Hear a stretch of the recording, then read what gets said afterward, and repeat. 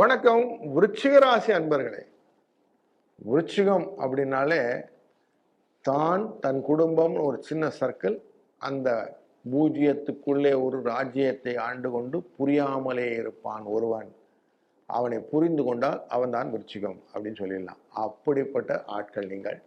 உங்கள் சர்க்கிளை அழகாக காவந்து பண்ணி அழகாக மூவ் பண்ணி ஒவ்வொருத்தரையா எப்படிலாம் அவங்க வாழ்க்கையில் முன்னேறணுமோ நீங்கள் உதவி கொண்டே இருப்பீர்கள் அப்படிங்கிறது நிதர்சனமான உண்மை. பணம் அப்படிங்கிறது பேக்கெட்டில் வந்துதான்னு அடிக்கடி செக் பண்ணி இது வரலைன்னா வரலை அப்படின்னு கூக்குரல் கொடுக்கக்கூடிய எண்ணமும் உங்களுக்கு உண்டு. இப்படிப்பட்ட உங்களுக்கு 5ஆம் இடமான மீன ராசிக்குள்ளரே ஒரு 5 கிரக சேர்க்கை உட்காரக்கூடிய வாரத்திலே நம்ம பேசிக்கொண்டிருக்கிறோம். சனி பகவான் அங்கே இருக்கிறார். சனி பகவான் உங்களுடைய ராசியிலிருந்து பார்க்கும்போது 3, 4 அப்படிங்கிற இடத்துக்குரியவர் 5ஆம் இடத்துல உட்கார்ந்துருக்கிறார் அப்படின்னு பார்க்கிறோம். ஆனால் தன்னுடைய பார்வையின் பலத்தாலே உங்களுடைய 2ஆம் இடத்தையும் பார்த்து கொண்டிருக்கிறார். அப்போ 2, 3, 4க்கும் அவர் தான் உடைஞ்சார். அப்படின்னா தனகாரகன், வாக்குஸ்தானாதிபதி, குடும்பத்துக்கு எல்லாத்துக்கும் அவர் பொறுப்பு எடுத்துக்கிறாரு அப்படின்னு அர்த்தம். சரிங்க, இந்த 2க்குரியவன் எங்கே போய் உட்கார்ந்துருக்கிறாருன்னா அழகா உங்களையே பார்த்துக்கிட்டு இருக்கிறாரு குரு.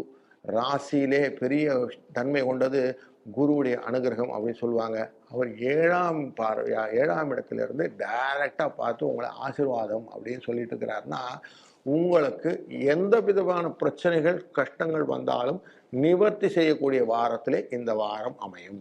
ஏன்னா சந்திரன் குருவுடன் சேரக்கூடிய காலங்கள் 3ஆம் தேதி 4ஆம் தேதியில் வந்துடும். 2, 3, 4 இந்த 3 நாள்லாம் வந்துடும். அப்படி வரும்போது குரு சந்திர யோகம் அப்படின்னு உங்களுக்கு யோகம் வந்துடும். அப்படி வந்தால் என்ன ஆகும், மனசில் நீங்கள் என்னெல்லாம் எண்ணிருந்தீங்களோ அந்த எண்ணம் போல் வாழ்வு அழகாக உங்கள் கைமேல் பலராக அமையக்கூடிய நாளாக இந்த நாட்களை அமைத்து கொடுத்து விடும். அப்புறம் என்னங்க, நீங்கள் நினச்சதெல்லாம் நடக்க போகுது, சந்தோஷமாக இருக்கணும் இல்லையா? அந்த சந்தோஷத்தை இன்னும் கூட்டுவதற்காகத்தான் உங்களுடைய ராசியிலேருந்து பார்க்கும்போது 3ஆம் இடத்தையும் குரு பார்த்துக்கிட்டு இருக்கிறாரு. கொஞ்சம் முயற்சி மட்டும் செய்யணும். நான் என்ன பண்ணணுங்கிறது எழுதும். நார்மலாக சொல்லுவோம், சுவாமியை கிட்ட வரமோனும் உட்காந்து தவம் பண்ணிட வேண்டியது. சுவாமி நேரில் வந்தால் சுவாமி வந்துட்டாரே மலைச்சு போய் நின்றா என்ன ஆகும்? வந்த ஒரு ஃப்ளாஷில் காணா போயிடுவார். இதனால் பலன் உண்டா? இல்லை. அப்போது நான் என்ன கேட்கணும்னு எழுதிக்கணும் இல்லையா? இப்படி நீங்கள் என்னெல்லாம் வேணுங்கிறத நீங்கள் ப்ரிப்பேர் பண்ணணும். அதுக்கு என்ன பண்ணணும்? நீங்கள் தன் சோதனை சொல்லுவோம், தற்சோதனை அப்படின்னு சொல்லுவோம். தற்சோதனை உங்களுடைய செல்ஃப் ஸ்ட்ரென்த் என்ன, வீக்னஸ் என்ன, மேனேஜ்மெண்ட் தியரின்னு ஒன்று இருக்குது. அதில் ஸ்ட்ரென்த், வீக்னஸ், ஆப்பர்ச்சுனிட்டி, த்ரெட்டுன்னு ஸ்வாட்னு சொல்லுவான். அப்படி உங்களை பற்றி திறனாய்வு செய்யக்கூடிய வாரம்னு இதை போட்டுக்கோங்க. உட்கார்ந்து அழகாக எழுதி பாருங்கள். எனக்கு இதெல்லாம் ஸ்ட்ரென்த் இருக்குது, இதெல்லாம் வீக்னஸ் இருக்குது, இதெல்லாம் எனக்கு ஆப்பர்ச்சுனிட்டி இருக்குது, இதெல்லாம் என்னுடைய பயங்களாக இருக்கிறது அப்படின்னு குறிச்சிட்டிங்கன்னா இப்போ இந்த வாரத்தில் சுவாமி அனுகிரகம் பண்ணக்கூடிய நாட்கள் சொன்னேன் இல்லையா, 2, 3, 4 இந்த நாளிலே நீங்கள் கேட்கக்கூடிய கேள்விகளை சுவாமிகிட்ட டைரெக்டாக கேட்க முடியுமா? இப்போ பாருங்க, உங்களுக்கு 2ஆம் இடத்துல இருக்கக்கூடிய தனுசு ராசின்னு இருக்கு. ராமநவமி 6ஆம் தேதி வருது.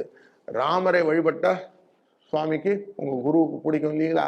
அப்போ தனகாரகன் உங்களுக்கு காசு கொடுக்கறதுக்கான நாளில் அந்த ஞாயிற்றுக்கிழமை அன்னைக்கு ராமநவமியை வழிபடுவது ரொம்ப முக்கியம். பானகத்தை வைங்க, நீர்மோரை வைங்க, நல்லா நைவேத்தியம் பண்ணுங்க, எல்லா ஏழை எளியவருக்கும் கொடுங்க உங்களுக்கு பருகிவிட்டு. அப்படி செய்யும்போது என்ன ஆகும்னாக்க இது ஒரு நல்ல தான பரிகாரமாக மாறிவிடும். நார்மலாகவே வெயில் காலத்தில் மோர் தண்ணி கொடுத்தா நல்லது தானுங்களே. அதுலேயும் இந்த மாதிரி இந்த நேரத்தில் ராமநவமி வந்து கொடுத்தீங்கன்னா இன்னும் அடிஷ்னல் பெனிஃபிட் தானே. அப்போ ராமர் எப்படி உங்களை காப்பாற்றுவார் அப்படின்னு பார்த்தீங்கன்னா, ராம ராம அப்படின்னு நாமத்தை சொன்னாலே அதுவே போதும்னு நமக்கு விஷ்ணு சகஸ்ரநாமத்தில் சிவபெருமான் சொல்கிறதா சொல்லுவாங்க.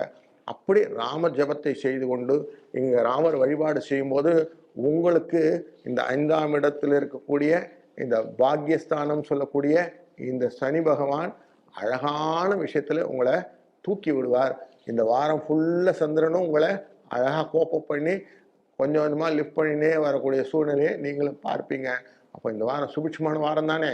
அதனால் 7, 3 என்ற அதிர்ஷ்ட எண்ணை பயன்படுத்தி இந்த வழிபாடை தொடரும்போது உங்கள் வாழ்க்கையிலே வளம், நலம் மற்றும் சுபிட்சம் வந்து சேரும் என்பதிலே ஐயமில்லை. வாழ்க வளத்துடன்.